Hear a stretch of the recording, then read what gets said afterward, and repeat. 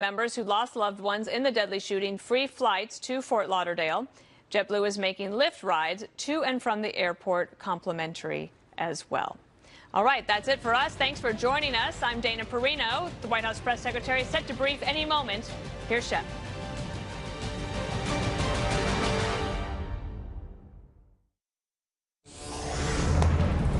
3 o'clock on the East Coast, noon on the West Coast, 10 minutes past the latest start for the White House press briefing, though it hasn't started.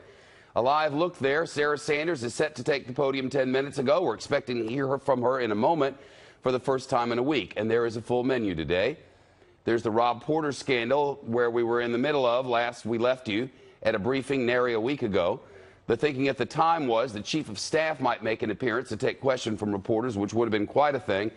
But that didn't happen as they canceled the briefing because the school shooting had happened in Parkland, Florida. So there's all the news from that shooting and its aftermath, with students in Tallahassee today trying to change the gun culture. And there's lots of news in the Russia investigation. The latest suspect is in court at this moment. This is all a bit complicated, but here's a stab at an explanation. The special counsel Robert Mueller is accusing this guy Alex Vanderschwan, who is the son-in-law of a Russian billionaire, an oligarch who close to Putin, with lying to federal investigators about his contacts with the former Trump advisor, Rick Gates. Now, Gates and the former Trump campaign manager, Paul Manafort, were indicted last fall for money laundering and conspiracy and all kinds of other things tied to their pro-Russia lobbying in Ukraine. The thinking among the analysts here is this. This lawyer gets a plea deal. Then, as first reported by the L.A. Times, Gates gets a plea deal, if he does, in all an attempt to get to Manafort, to get to, well, the top of the food chain. Generally speaking, work around the perimeter to get to eventually the center. Peeling the onion, a decent metaphor. Licks to the Tootsie Pop center. Whatever, you understand the point. This is just the latest in a string of charges from the special counsel Robert Mueller. Last week, the Deputy Attorney General Rod Rosenstein announced the indictment of 13 Russian nationals and 3 Russian companies charged with setting up an elaborate plot to influence American voters, among other things. The special counsel is looking into Moscow's meddling in the 2016 election. Also, on a separate track, possible collusion with members of the president's campaign, and separately, whether the president has obstructed justice along the way. President Trump and the Russian President Vladimir Putin have repeatedly denied those claims. More in his case in a moment with our chief intelligence correspondent, Catherine Herridge. All of this comes as the president tweeted this morning, quote, "I have been much tougher on Russia than Obama. Just look at the facts. Total fake news." Well, we looked at the facts, and that's not true. You can see lawmakers in both the House and the Senate overwhelmingly voted to slap more sanctions against Moscow back in July. See that? The Senate voted 98-2. The House voted 419-3. Sanctions on the Russians. Do it, said everyone except the White House. The White House did not implement them. Missed a deadline last month, saying they were not needed. Of course, that was before the indictment of the 13 plus the 6 in Russia. Do they need it now?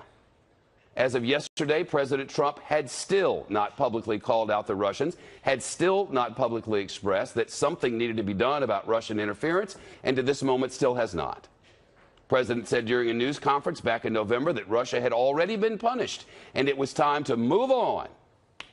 People don't realize Russia's been very, very heavily sanctioned. They were sanctioned at a very high level. And that took place very recently.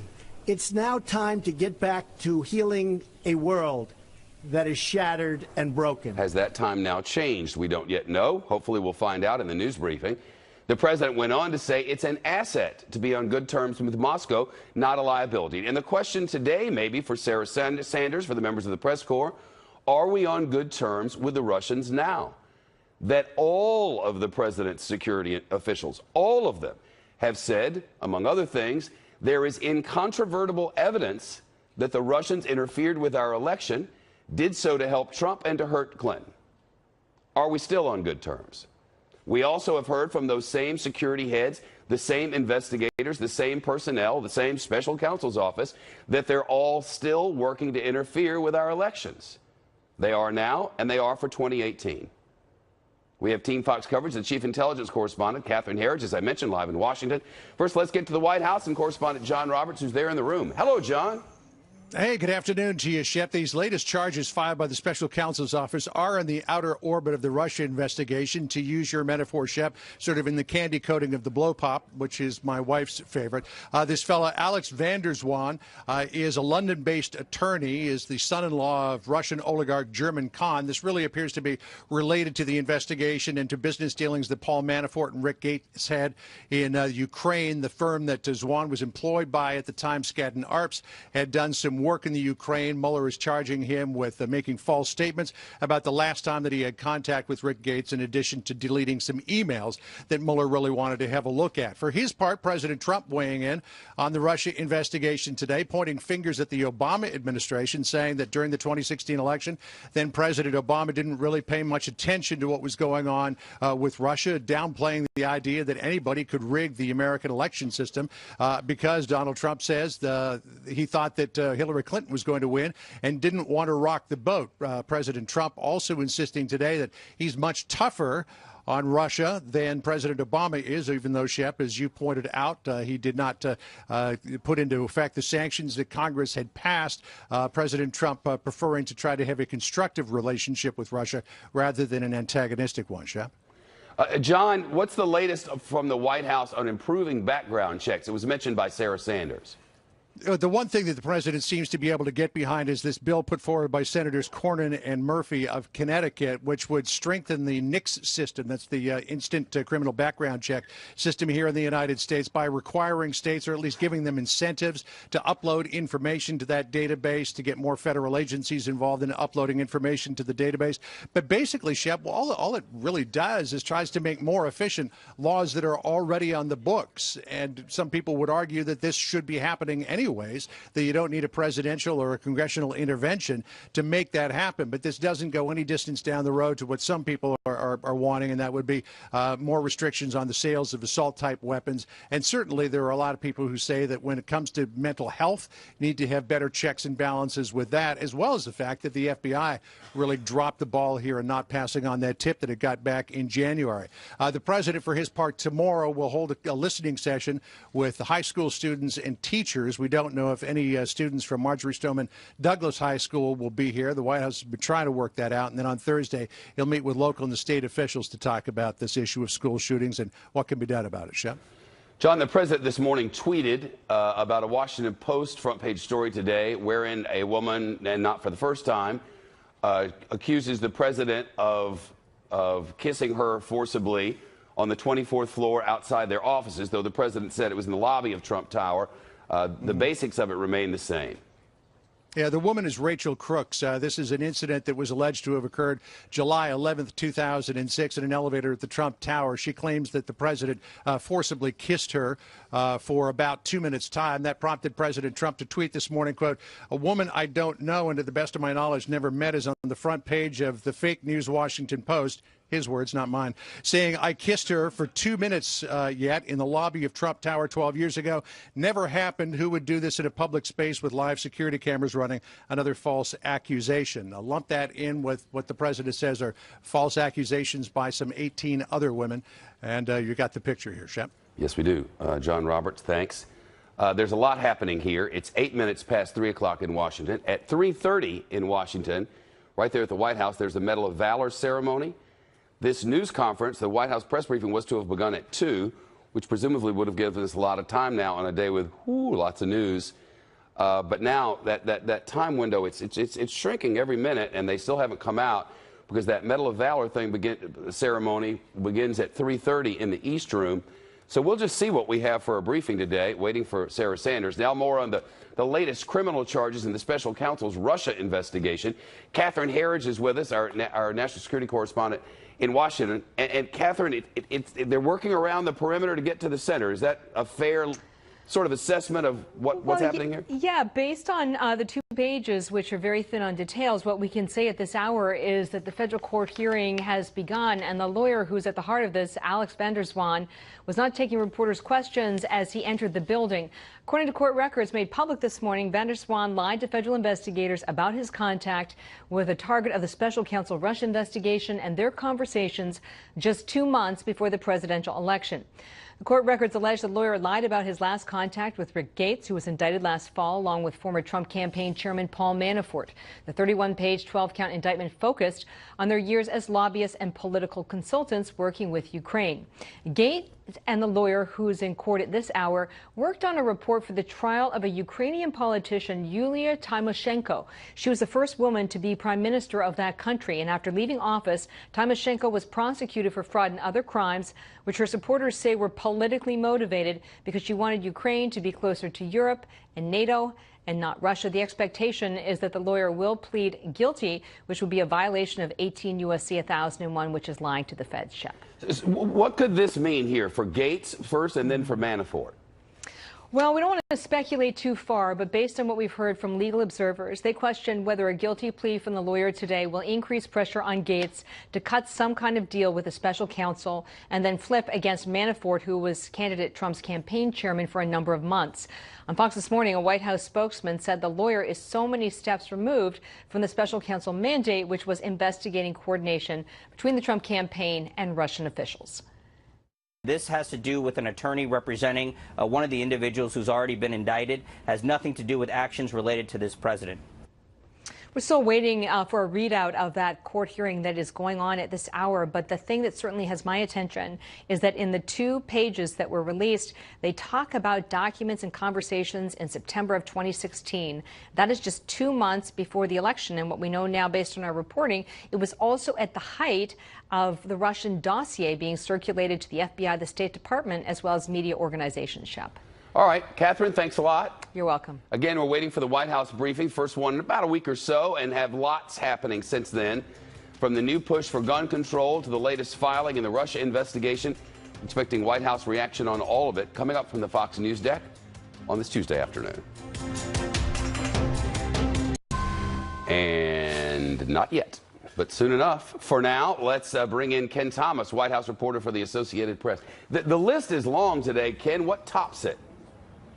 Where do we begin? We haven't had a White House briefing in a week, so there are a lot of questions that have been simmering for days now.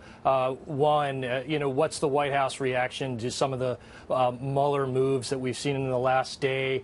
Two, what is the status of John Kelly? How does the president view the chief of staff? Also, how does the president view the work of his FBI director, Christopher Wray? There's been criticism from Florida's governor on his handling of the Florida shooting and any number of other issues that will be discussed later. John Roberts often gets the first question. I don't know where he's going, but I'd be curious to know, of all of the big questions out there right now, what would you most like to have the answer to? I think we want to find out as much as we can about where John Kelly stands right now. The White House Chief of Staff, we thought was going to come out to the briefing room last week, hours before we had kind of heard it behind the scenes, though we never Right. reported it, and then sadly that school shooting happened. That's right. So this will be the first opportunity for the White House to publicly talk about the job of the Chief of Staff. We're very interested in his standing. We're also interested in where the president might be going in response to this Florida shooting.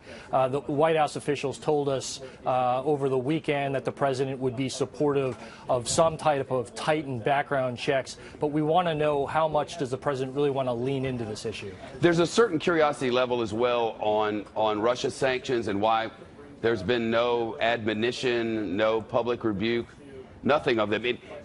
Because you look at the totality of it, when the special prosecutor comes out and said they meddled, when all of the president's investigators, everyone he's appointed, they all, to a man, to a woman, say, yes, Russia did this, and there's no response. It makes you wonder, why is there no response? That's not the normal course of events, you know? That's right. I mean, some of the president's critics say that he has not been forceful here. He has not responded and made clear that this is unacceptable behavior by the Russians.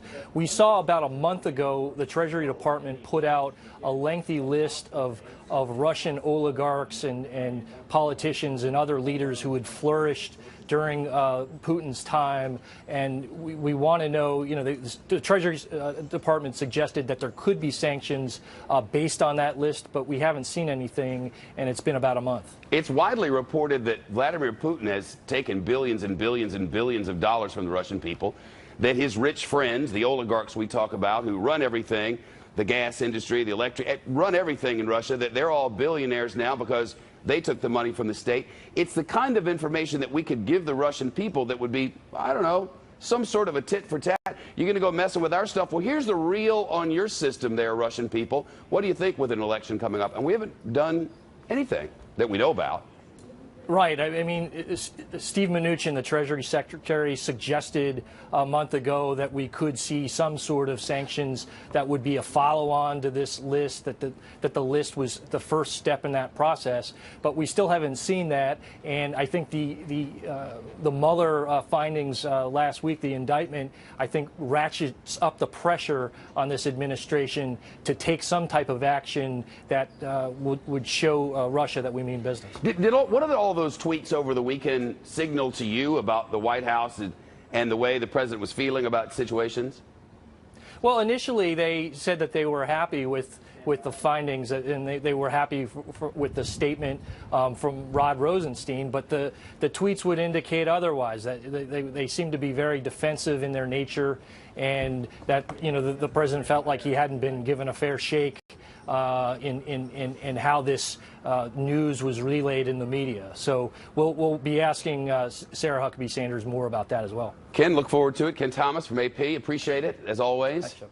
So obviously we're still waiting for that to begin. It's almost 19 minutes past 3 o'clock at the White House. And then this is happening.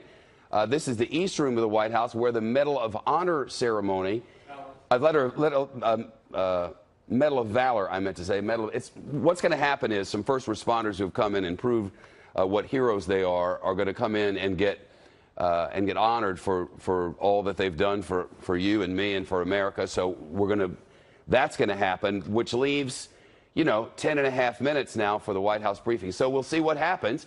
Today's criminal charge in the Russia case, along with last week's indictments, now starting to paint a picture of the special counsel's investigation. And analysts say if you read between those lines, you can get a pretty good idea of where Robert Mueller may be headed. That's what they say. Like they would have predicted the one who got charged this morning, or somebody named Papadopoulos. At any rate, a political reporter with a few takeaways from the investigation so far, we believe, coming up. I can paint a picture for you. It looked like this. There's the Medal of Valor ceremony, which is going to happen there on the right-hand side of your screen. That begins in 7 minutes from now. And on the left-hand side of your screen, that is the White House briefing, and that begins an hour and 23 minutes ago until it was rescheduled for 23 minutes ago and then rescheduled for 33 minutes ago, but it isn't. Not yet. More now on the Mueller investigation. As I mentioned, the special counsel charged a lawyer today with lying about his contacts with the former Trump campaign aide Rick Gates. This comes just days after the grand jury charged 13 Russian nationals and 3 Russian companies with meddling in the 2016 election. Let's turn to Jonathan Swan now, national political reporter for Axios. Jonathan, great of you to be here. Thank you. Thanks for having me. In the grand scheme of things, where is this investigation based on your reporting? Well, there are 2 parts to the investigation. We often forget about the second part. There's a criminal side of it, and then there's a counterintelligence side of it.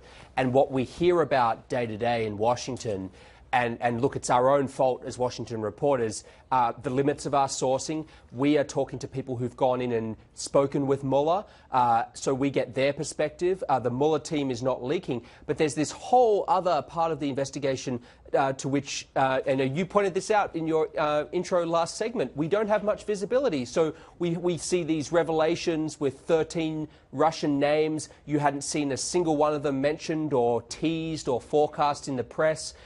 You see other little wrinkles like George Papadopoulos, somebody no one was talking about before that came out. So we can see that the White House interviews seem to be coming towards an end, although I will point out a much later end than Trump's lawyers suggested. But we don't know where the end of this investigation is because there's a counterintelligence dimension that we just simply don't have enough visibility into. There's this Russian meddling part. There's a collusion part that presumably we don't know too much about, and there's a money laundering part that apparently is kind of wrapped up in Paul Manafort and Rick Gates and the rest, yes? Yes. I mean, when I was talking to the president's lawyer, Ty Cobb, about this late last year, he told me, he said, our part of the investigation, the White House part, that'll be done by the end of January. Well, of course, that's not true. But what he said to me, he says, if you put aside, he called them the Manafort silo and the Flynn silo. He said, those two silos, sure, I could see them continuing on for another year or so. But as for our portion, nothing to see here. The White House part's all done. Of course, we know that's not true. Just last week, we're told Mueller spent about 20 hours plus with Steve Bannon, Mueller's team, and then we still haven't had an interview with the President of the United States. So it seems that there's still a ways to go on that side of things. The lawyer, Van der Zwaan, Jonathan, just about a minute ago, pleaded guilty. As expected, we were under this is a live shot for our viewers outside the courthouse there, the federal courthouse. We're expecting him to come out at some point. We'll see him then. But it had been reported by the Los Angeles Times and others that Rick Gates would also plead. So it's as if there's this lawyer, there's Rick Gates, and there's Paul Manafort. Is it all part of one thing? Well, we don't. Again, this is the limits of reporting. We need to be very, very careful with what is a fact that's established and what's not. We know that he has been indicted because we read the indictment today, but we don't actually have the full picture of what's happened with Rick Gates. The Los Angeles Times reported that he'd flipped and was going to testify against Manafort. As far as I can tell, there hasn't been a whole lot of corroboration of that report, and I personally haven't been able to corroborate it. Inside the White House, what is the mood in there based on the things that have happened? Well, it shifts by the day because the mood is sort of it's sort of trickle down mood. You know, it's not trickle down economics; it's trickle down mood. So a lot of it depends on how Trump himself is feeling. He and his lawyers felt quite jubilant when the indictments first came out because, you know, it was hurrah, vindication. There's no evidence of collusion. But President Trump has spent a weekend watching television, and people have been pointing out on television and in other venues that actually TBD on everything, and we can't claim any sort of final vindication on any part of this. This is just one section of the investigation, and Trump himself sees all of this through his own lens. He's never actually grappled intellectually with the idea that Russia, a hostile power, has been trying to infiltrate and intervene in the American electoral system. What he sees it is an attack on himself and his election victory. So he finds it impossible to separate those two things. Very interesting. Jonathan Swan from Axios. Thank you so much. Appreciate it. Thanks for having me. We're just not sure what the situation is with what's going on at the White House. We can only know what they tell us, and what they've told us, it just hasn't happened.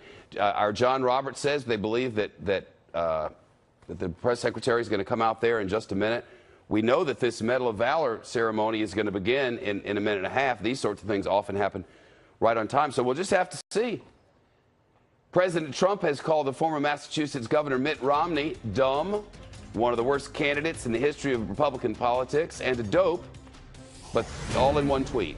But now he's endorsing him because Washington is weird. Last week, and now while many Sarah around Sanders. the country celebrated Valentine's Day, a deranged killer murdered 17 people and injured at least 15 more at Stoneman Douglas High School in Parkland, Florida. As you all saw, the president visited the hospital and sheriff's department in Broward County last week. He and the First Lady spent time with some of the victims who were recovering, thanked the doctors for their work, and praised the bravery of law enforcement and first responders. Here at the White House, the victims and families have constantly been in our thoughts and prayers.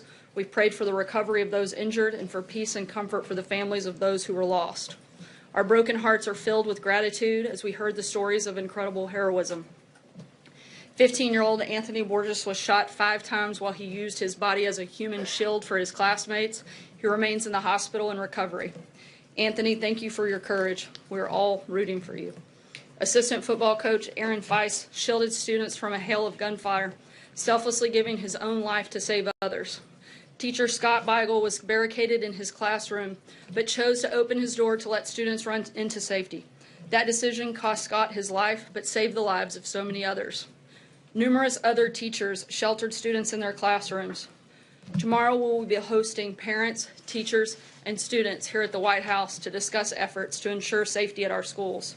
Members of the Parkland community will be attending this listening session, as will individuals who were impacted by past school shootings, including the Columbine and Sandy Hook tragedies. On Thursday, we will be hosting local officials, including members of the law enforcement community, to continue that conversation. As the President has said many times, it is the right of every American child to grow up in a safe community. That begins in America's neighborhoods, where the brave men and women of law enforcement have the President's full support. And it extends to our schools, where teachers across our nation invest their lives in their students. No parent should ever have to wonder if their child will return home from school at the end of the day. The President has expressed his support for efforts to improve the federal background check system, and in the coming days, we will continue to explore ways to ensure the safety and security of our schools.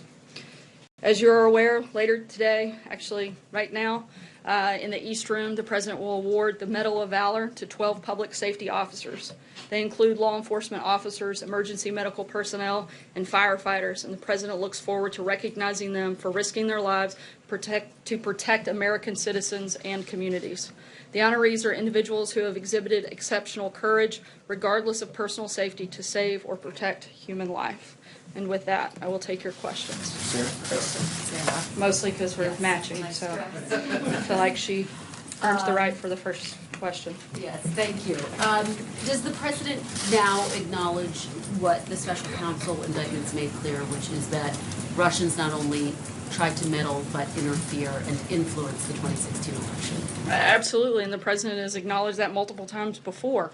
He acknowledged it during the transition, he acknowledged it during a press conference in Poland, and he acknowledged it for a third time at a press event in Poland. He has stated several times, I think one of the places where you guys seem to get very confused, and it seems to happen regularly, the President hasn't said that Russia didn't meddle. What he's saying is it didn't have an impact, and it certainly wasn't with help from the Trump campaign. It's very clear that Russia meddled in the election. It's also very clear that it didn't have an impact on the election, and it's also very clear that the Trump campaign didn't collude with the Russians in any way for this process to take place. So, if that's the case, why hasn't the President implemented the sanctions which Congress passed last year? Look, frankly, that's not completely accurate. Look, this president's been tougher on Russia, far tougher on, well, there's a process that has to take place, and we're going through that process. That law also says that the countries have to violate something in order for those sanctions to go into place, and that hasn't necessarily happened. But what I can tell you, hold on, that the president has been extremely tough on Russia. He helped push through $700 billion to rebuild our military. I can assure you Russia is not excited about that. He's helped export energy to Eastern Europe. I can assure you Russia is not excited about that. He has put and upheld sanctions that the Obama administration put in place. He's upheld those. He's closed 3 diplomatic properties that were Russia's here in the United States. He has taken number of actions against Russia and put pressure on them. He's helped arm the Ukrainians. There are a number of places that Obama was too weak and refused to take and put pressure on Russia where this president has. Democrats and Republicans. I'm going to said the president could be much tougher. Why not? Sorry, I'm sure he'll pick up where you left off. I'll pick up first a clarification from some of the president's tweets over the weekend. The president doesn't really think that the FBI failed to stop the Parkland shooter because it was too involved with the Russia investigation, does he? I think he was speaking not necessarily that is the cause. I think we all have to be aware that the cause of this is that of a deranged individual that made a decision to take the lives of 17 other people. That is the responsibility of the shooter.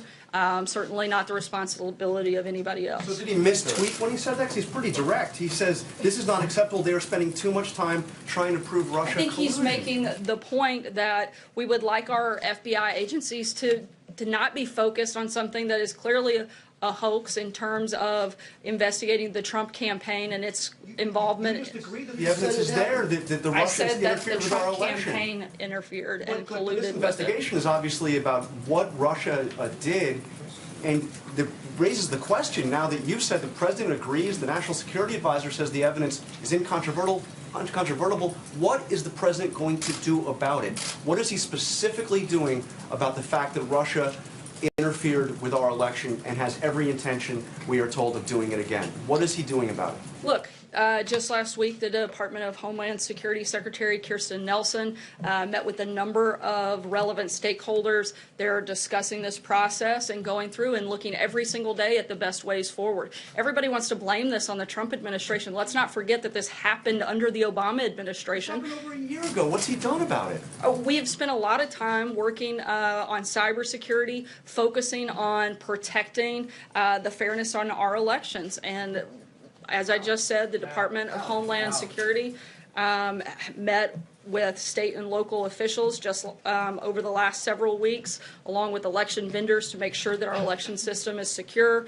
Last week, they met with state and private officials on how best to secure the election system from foreign interference. We're not the only targets of foreign interference, and we're working with our allies on the daily basis to make sure that we're following best practices. This has been a topic of conversation with multiple foreign heads of state.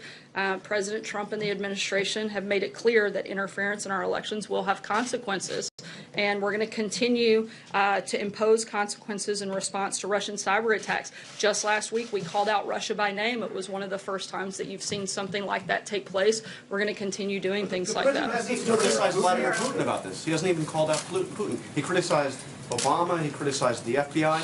He didn't even criticize Vladimir Putin. He has been tougher on Russia in the first year than Obama was in 8 years combined. He's imposed sanctions. He's taken away properties. He's rebuilt our military. He has done a number of things to put pressure on Russia and to be tough on Russia. Just last week, there was an incident that will be reported in the coming days in another way that this president was tough on Russia. Sarah. Last week, the Florida Governor Rick Scott called for the FBI director's resignation. The governor and the president were together over the weekend or last week. Did Governor Scott talk to him about that? But more importantly, what does the president think? He obviously tweeted about this, but what does he think about the directors? Should the director go? What is the consequence of them missing the tip on the shooter? I'm not sure if it came up in the private conversations between the governor and the president. I would have to check and get back to you. In terms of the action or the inaction of the FBI that's currently being reviewed and investigated, and I can't speak to it at this point. I believe it's internally, and at this point there's not a lot I can say, but I do feel and I believe that we're looking at what action could be taken and certainly what actions can be taken to prevent that. In the director? No changes in that. We've answered that question a number of times, and I don't have anything new on that. Mara? On what you said before about the event tomorrow, you mentioned who is coming. What is the topic exactly? Is it mental health? Is it guns? What are they going to be talking about with the parents and the students? I think it's a wide range of issues. You have a number of people that have unfortunately been through a horrific tragedy like the one that we saw in Parkland, Florida last week, as well as some that hope they never have to go through that. We'll have a number of parents and teachers and students from schools in the local area as well. And this is a listening session to see what can be done better, what the actual concerns of the students are, what they would like to see. One of the things that the president wants to do is make sure that he sits down with a number of people from across all fronts. Unfortunately, when horrific tragedies like this happen, everybody wants a quick and a simple answer, but there isn't one. There's not a quick and there's not a simple answer, but we want to make sure that we're addressing the problem, and we want to make sure that we're meeting and talking with as many people that not only are affected but that play a role in this process as possible. That's why he's sitting down with the parents, the teachers, the students, and then he's going to sit down with state and local law enforcement officials, and then he's going to sit down with the nation's governors and bring all those conversations together and look for the best path forward and make sure we're doing everything we can within every capacity, from the state, local, and federal level to make sure incidences like this don't happen again. Thank you, Sarah. The president in 2000 did support an assault weapons ban. What's his position now? Look, to reinstating the ban? I don't have any specific announcements, but we haven't closed the door on any front. Again, that's what the next several days and weeks will be, to have conversations and to see what this process looks like and to see what areas we can help make changes to and in what places that we can do better. Specifically, I know background checks are something that the president's supportive of, making more efficient and looking at better ways to improve that process. And we're going to continue to look at a number of other factors as well. Sarah? Thanks a lot, Sarah. In the aftermath of the indictment, which was handed down by Special Counsel Bob Mueller's office on Friday, the president tweeted quite a bit, and tweeted quite a bit over the weekend. He was critical of the FBI. He was critical of Democrats, critical of the ranking member of the House Intelligence Committee, Adam Schiff, even critical of his predecessor, but he was not critical of Russia. He was not critical of the Russian President Vladimir Putin. I didn't get a sense of outrage in what the president put out there in his tweets, that he's angered that another country, Russia, tried to interfere in the U.S. presidential election. He actually called out Russia by name in his official statement that went out shortly after those indictments came down. He called them bad actors and specifically called out Russia. It was the only individual in that statement. That was the first reaction of the president. So I would disagree with the premise of your question. He's also, again, been extremely tough on Russia in a number of different ways, and we're going to continue to do that. Sarah, is he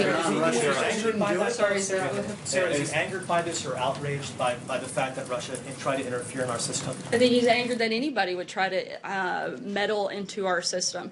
But again, I think it's important to remember that we are looking forward to on figuring out the best ways to make sure that doesn't happen again. Hey, sir, if I could indulge you with 3 questions, we got a lot of housekeeping to do. First, you mentioned the president's supporter of background checks. The House passed bill includes concealed carry reciprocity. Is that a provision the president would consider after this tragedy?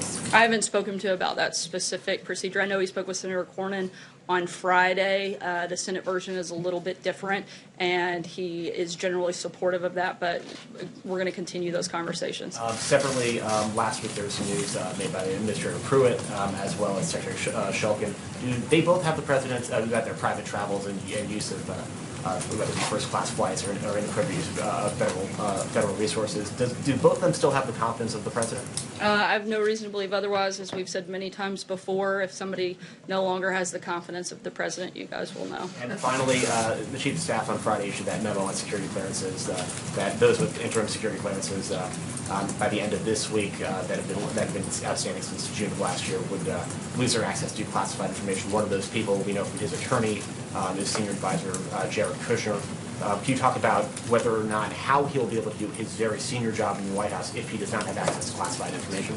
I can tell you that no decision within the memo will impact anything that Jared Kushner is working on in terms of specifics on security clearance. I can't get into. Does he not need classified information to do his job? I can't answer whether someone has security clearance or not, as we've addressed many times before, but I can tell you that nothing that has taken place will affect the valuable work that Jared is doing.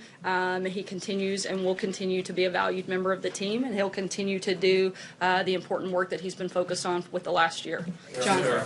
Sarah, you mentioned a deranged individual took the lives of 17 people at Parkland. That's after a deranged individual took dozens of lives in Las Vegas, in the wake of which the president offered some support for the idea of banning bump stocks, which then seemed to have fallen by the wayside. It was preceded by a deranged individual snuffing out the lives of nearly an entire classroom at Sandy Hook, et cetera, et cetera, et cetera. Other than supporting a bill that would encourage state and federal governments, government agencies, to do what they're supposed to do, does the president have any ideas at all on how to address this, or is he starting from scratch? I can tell you that the president supports not having the use of bump stocks, and that we expect further action on that in the coming days. He ordered the Department of Justice and the ATF to review the regulation of bump stocks. my understanding is that review has been completed and movement will take place on that shortly. But the president, when it comes to that, is committed to ensuring that those devices are. Well, again, I'm not going to get ahead of the announcement, but I can tell you that the president doesn't support the use of those accessories. And on the broader problem of deranged individuals getting hold of weapons and killing people indiscriminately.